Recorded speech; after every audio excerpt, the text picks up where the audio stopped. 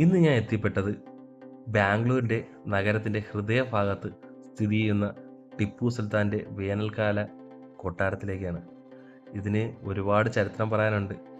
ഈ കൊട്ടാരം മൈസൂർ രാജ്യത്തിൻ്റെ ഭരണാധികാരിയായ ടിപ്പു സുൽത്താൻ പ്രതാപകാലത്ത് ജീവിച്ചിരുന്നതിൻ്റെ ഒരു തെളിവ് തന്നെയാണ്. നിങ്ങൾക്ക് കണ്ടു കഴിഞ്ഞാൽ അത് മനസ്സിലാവുന്നതേ ഉള്ളൂ. ബാംഗ്ലൂരിൻ്റെ കാലാസിപാളയം കോട്ടയുടെ ഉള്ളിലാണ് ഈ മനോഹരമായ കൊട്ടാരം സ്ഥിതി ചെയ്യുന്നത്. 1781 ടിപ്പു സുൽത്താൻ്റെ പിതാവായ ഹൈദർ അലിയാണ് ഇതിൻ്റെ നിർമ്മാണം ആരംഭിച്ചത്. എന്നാൽ അദ്ദേഹത്തിൻ്റെ മരണശേഷം 1791 ടിപ്പു സുൽത്താനാണ് ഈ കൊട്ടാരത്തിൻ്റെ പണി പൂർത്തിയാക്കുകയും കടുത്ത വേനൽക്കാലത്ത് വിശ്രമിക്കാൻ വേണ്ടിയുള്ളൊരു സ്ഥലമായിട്ട് ഇത് സുൽത്താൻ ഉപയോഗിക്കുകയും ചെയ്തത്. ഇന്ത്യൻ ഇസ്ലാമിക് വാസ്തുവിദ്യാ ശൈലിയിലാണ് ഈ കെട്ടിടം ഫുള്ള് നിർമ്മിച്ചത്. കെട്ടിടമല്ല, ഇത് കൊട്ടാരം. ഇത് ഫുള്ള് നിർമ്മിച്ചത് പൂർണ്ണമായും തേക്കിൻ്റെ തടിയിലാണ് ഫുള്ള് പണി കഴിപ്പിച്ചിരിക്കുന്നത്. 2 നിലകളിലായിട്ട് ഈ മനോഹരമായ നിർമ്മിതിയിൽ കൊത്തുപണികളോടുകൂടിയ വലിയ തൂണുകളും മനോഹരമായ കമാനങ്ങളും ബാൽക്കണികളും കാണാം. മുകളിലത്തെ നിലയിൽ കിഴക്ക് പടിഞ്ഞാറ് ഭാഗങ്ങളിലായി ബാൽക്കണികളിൽ ഇരുന്നാൽ സുൽത്താൻ തൻ്റെ ദർബാർ നടത്തിയിരുന്നത്. ജനങ്ങളെ അവിടെ സംസാരിച്ചിരുന്നത് അവിടെ നിന്ന് തന്നെയാണ്. ഇതിൻ്റെ മുകളിൽ 4 സൈഡിലായിട്ട് അന്തഃപുരങ്ങളുമുണ്ട്. അന്തഃപുര സ്ത്രീകൾ 4 സൈഡിലായിട്ടുണ്ടായിരുന്നു. അവിടെ അറിയാമല്ലോ, നിങ്ങൾക്ക് അന്തഃപുരങ്ങൾ അറിയാമല്ലോ, നിങ്ങൾക്ക് എല്ലാവർക്കും അറിയാവുന്നതല്ലേ. അതെല്ലാം ഇതിൻ്റെ ഇവിടുത്തെ പെയിൻറ്റിങ്ങും കാര്യങ്ങളെല്ലാം ഇതിൻ്റെ ഒരു ഭംഗി കൂട്ടുന്ന സംഭവം തന്നെയാണ്.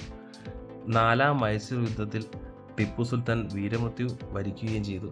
ബ്രിട്ടീഷുകാർ ഇതിന് ശേഷം ഇത് അവരുടെ സെക്രട്ടേറിയറ്റായിട്ട് ഉപയോഗിക്കുകയും ചെയ്തിട്ടുണ്ട്.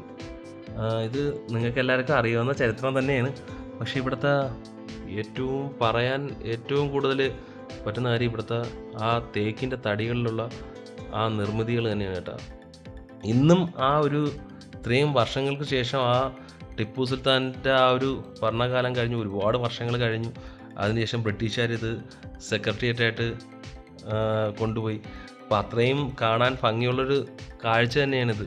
അതായത് ഫുള്ള് തടിയിലാണ് നിർമ്മിച്ചേക്കുന്നത്. അതായത് മുകളിലത്തെ നിലയും താഴത്തെ നിലയും എല്ലാം. ഞാൻ ചവിട്ടി നിൽക്കുന്ന സ്ഥലം വരെ തേക്കിൻ്റെ തടിയാണ്. അപ്പോൾ അത് പ്രത്യേക ഒരു അത്ഭുത കാഴ്ച തന്നെയാണെന്ന് എനിക്ക് പറയാൻ പറ്റില്ല. ഈ തൂണുകളെല്ലാം തടിയിലാണ്.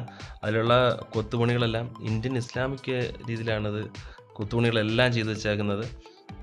പക്ഷേ ഇവിടെ നിന്നാണ് രാജാവ് താഴോട്ട് ആൾക്കാരോട് സംസാരിക്കുകയും കാര്യങ്ങളൊക്കെ ചെയ്തത്. ഇതിപ്പോൾ താഴെ നിന്നുള്ള ഞാൻ കാണിച്ചില്ല. അത് തൂണുകളൊക്കെ നമ്മൾ കണ്ടു കഴിഞ്ഞാൽ കോൺക്രീറ്റിൽ ഉണ്ടാക്കിയ പോലെ ഉണ്ട്. പക്ഷേ ഇതെല്ലാം തേക്കിൻ്റെ തടിയിലാണ് നിർമ്മിച്ചേക്കുന്നത്. ആ തേക്കിൻ്റെ തടിയിൽ ആ തൂണിലാണ് ആ ഫുള്ള് കെട്ടിടവും നിൽക്കുന്നത്. അതാണ് ഏറ്റവും വലിയ ഇതിൻ്റെ അകത്തുള്ളൊരു അതിശയിപ്പിക്കുന്ന കാര്യം എന്ന് പറയത്തില്ലേ. നമ്മളിവിടെ വന്ന് കണ്ടു കഴിഞ്ഞാൽ തന്നെ മനസ്സിലാവും. നല്ലൊരു ഭംഗിയുള്ളൊരു സ്ഥലം തന്നെയാണ്. ഇത്രയും നാൾ ആ ടിപ്പു സുൽത്താൻ്റെ നിർമ്മിതികൾ ഇപ്പോഴും അത് ജനങ്ങൾ ഏറ്റുപാടി പോണത് തന്നെ അതുകൊണ്ടുമാണ്. ഇതാണ് ടിപ്പു സുൽത്താൻ അന്ന് ഉപയോഗിച്ചിരുന്ന വാള്. ഇവിടെ ഞാൻ കീർണേഷൻ പറഞ്ഞത് ഇവിടെ ക്യാമറ യൂസ് ചെയ്യാൻ പറ്റത്തില്ലായിരുന്നു. അതുകൊണ്ടാണ് ഞാൻ വീഡിയോ ഫുള്ളായിട്ട് എടുക്കാൻ പറ്റിയില്ല. അത് എല്ലാവരും ക്ഷമിക്കണം. ഇതാണ് ടിപ്പു സുൽത്താൻ്റെ അതിൻ്റെ ഹിസ്റ്റോറിക്കലായിട്ടുള്ള കാര്യങ്ങളൊക്കെ ഇവിടെ എഴുതിയിട്ടുണ്ട്. ഇവിടെയൊക്കെ കിരീടങ്ങളും കാര്യങ്ങളൊക്കെ സൂക്ഷിച്ചിരുന്നു. ഇപ്പോൾ അതൊന്നും കാണുന്നില്ല. അത് മാറ്റി വെച്ചേക്കുവാണെന്ന് തോന്നുന്നു. അപ്പോൾ അതുകൊണ്ട് ഇവിടെ വീഡിയോ എടുക്കുന്നില്ല. ഇതാണ് ടിപ്പു സുൽത്താൻ. അതുകൊണ്ട് ഞാൻ ഇവിടെ നിന്ന് ഒരുപാട് നേരം നിൽക്കാൻ പറ്റത്തില്ല. അങ്ങോട്ട് പുറത്തോട്ടിറങ്ങാത്ത തന്നെ ഇട സൈഡിലൊരു അമ്പലം കാണാം. സൈഡിലായിട്ടൊരു പാർക്ക് കണക്ക് ഒരു പൂന്തോട്ടം. അന്നത്തെ പൂന്തോട്ടമായിരുന്നു കാണും. പൂന്തോട്ടമുണ്ട്. അപ്പോൾ ഇവിടെ കാണാൻ നല്ല രസമുണ്ട്. നിങ്ങൾക്ക് ഇവിടെ വന്നു കഴിഞ്ഞാൽ ഒരു അരമണിക്കൂർ 3/4 മണിക്കൂറൊക്കെ സ്പെൻഡ് ചെയ്യാൻ പറ്റിയൊരു സ്ഥലം തന്നെയാണ്. ബാംഗ്ലൂർ വരുമ്പോൾ വലിയ ചിലവൊന്നുമില്ല.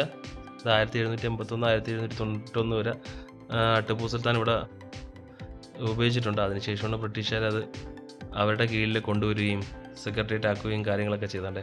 മുകളിൽ തടി വെച്ച് ഫുള്ള് തേക്കിൻ്റെ തടി വെച്ച് ഉണ്ടാക്കിയാണ്. ഇതൊരു അത്ഭുതം തന്നെയാണ്. അത്ഭുതമായിട്ടുള്ള കാഴ്ചകൾ തന്നെയാണ്.